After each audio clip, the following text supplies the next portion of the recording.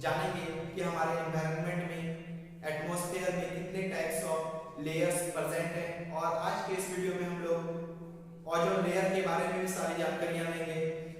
हमारे ozone layer का होना ना होना क्या हानि है और क्या घाटा है, हम लोग सारी बातें इसी वीडियो में जानेंगे। तो आइए अपने टॉपिक को शुरू करते हैं। इससे पहले मैं बता दूं कि हमारे YouTube चैनल पे बहुत सारे वीडियोस जो हम लोगों के ऐसे ही इंटरेस्टिंग टॉपिक पर अपलोडेड हैं, आप जाकर उन वीडियोस को भी एक बार जरूर चेक करें। उनमें हम लोगों ने ह्यूमन रिप्रोडक्शन के बारे में बहुत सारी जानकारियां ली हैं, हम लोगों ने कंपोनेंट ऑफ सेल न्यूक्लियस के बारे में भी बहुत सारी जानकारियां ली हैं। तो आगे बढ़ते हैं अपने इस वीडियो में। तो हमारा पहला टॉपिक है कि हमारे एटमॉस्फेयर में कितने टाइप्स ऑफ लेयर्स प्रेजेंट होते हैं।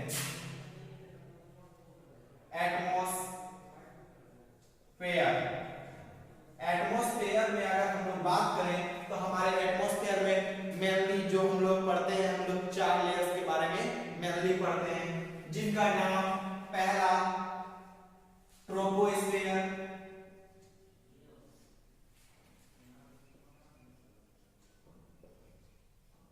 दूसरा स्ट्रेटोस्फेयर,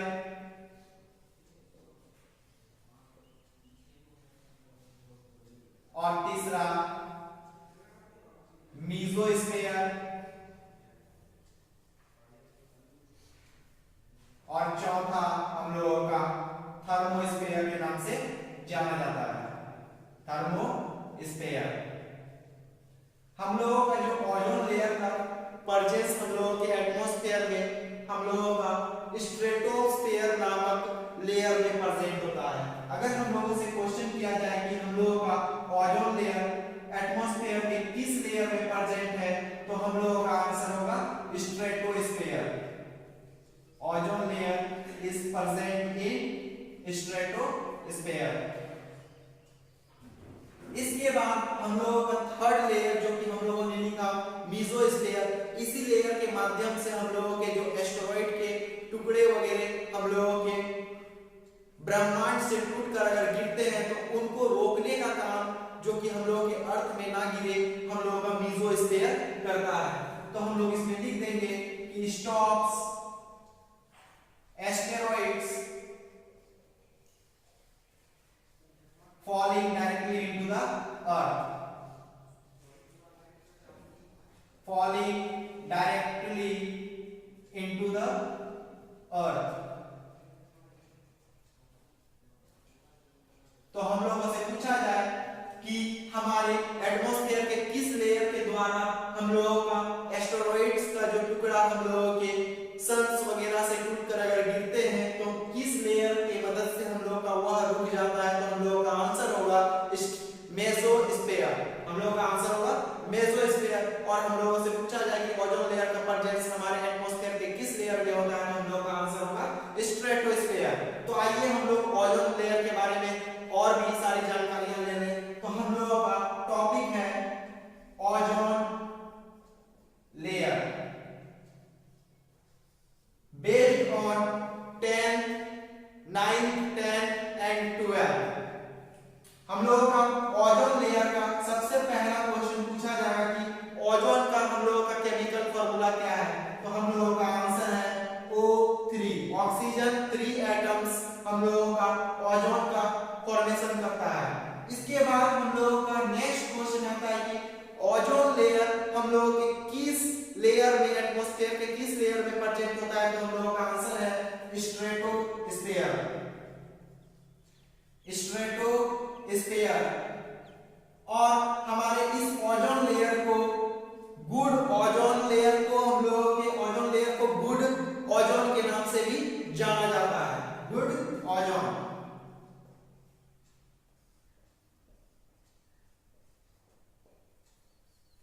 हमारे इस ओजोन लेयर की मदद से हम लोगों के जो सूर्य का या फिर हम लोग बोल सकते हैं कि अल्ट्रावायलेट रेस जो कि डायरेक्टली हम लोगों के अर्थ पर ना पड़े, उसको रोकने का काम हमारे ओजोन लेयर का होता है, जिसके कारण से हम लोगों को पता है कि हम लोगों को स्किन कैंसर, कैटरेक्ट यानी कि कॉर्निया का डैमेज करना, स्नो ब्लाइंडनेस जैसी बीमारियों से हम लोगों का पाला पड़ सकता है।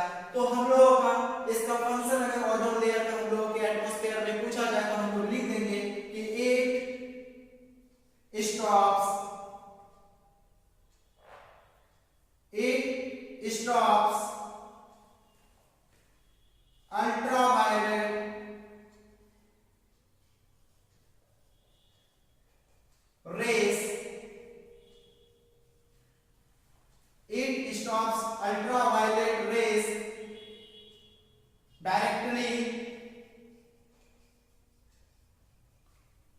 falling into our earth।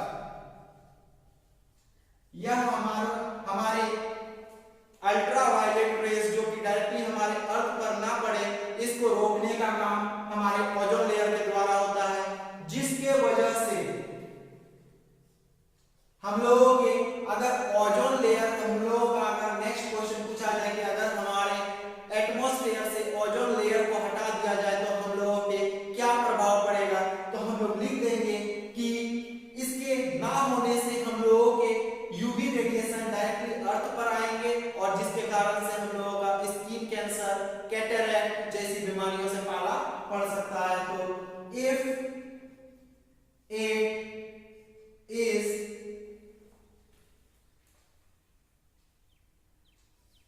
out of the atmosphere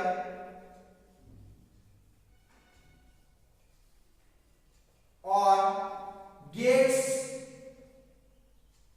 depleted, मतलब पतला हो जाना, और gets depleted, it can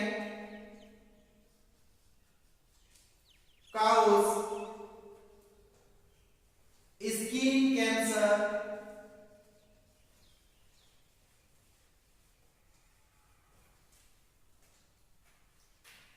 damage of cornea,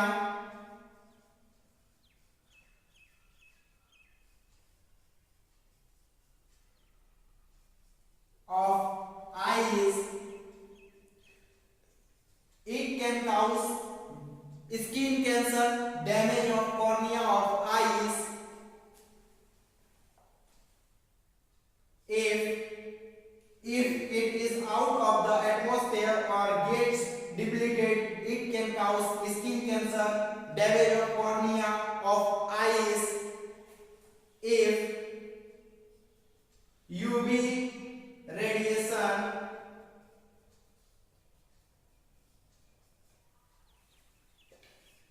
directly falls in our earth. It can cause skin cancer, damage of cornea of eyes if UV radiation is directly falling into our earth। तो हमारे ozone layer का presence होना हमारे atmosphere में हम लोगों ने पढ़ा कि कितना जरूरी है। और हमारे इसमें एक नेक्स्ट क्वेश्चन हम लोगों से पूछा जाता है कि हमारे ह्यूमन एक्टिविटीज के द्वारा ओजोन लेयर का डिप्लीशन होना कैसे हो सकता है, हम लोगों के ओजोन लेयर को कैसे हम लोगों का ह्यूमन एक्टिविटीज अफेक्ट कर रहा है। तो इसका आंसर है कि क्लोरोफ्लोरोकार्बन की मदद से। हम लोगों का यूज ऑफ क्लोरोफ्लोरोकार्बन, CFC से डिनोट करते हैं और इसका फुल फॉर्म है क्लोरोफ्लोरोकार्बन्स,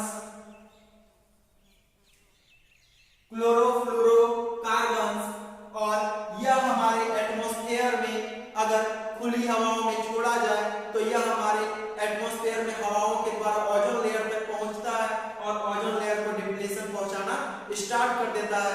और इसका सोर्स हम लोग रेफ्रिजरेटर वगैरह, और हम लोग कभी-कभी वेडिंग्स में एक फॉग का यूज करते हैं जिससे हम लोगों का क्लोरोफ्लोरोकार्बन्स का मात्रा प्रेजेंट होता है और उसके कारण से हम लोग का एटमॉस्फेयर का यह ओजोन लेयर डिप्लीशन होने का खतरा बना हुआ रहता है। और इस डिप्लीशन को रोकने के लिए हमारे गवर्नमेंट ने एक एक्ट का लागू किया जो हमारे कनाडा से स्टार्ट हुआ है, और उस एक्ट का नाम है मॉन्ट्रियल प्रोटोकॉल।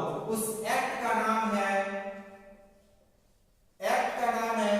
Montreal protocol.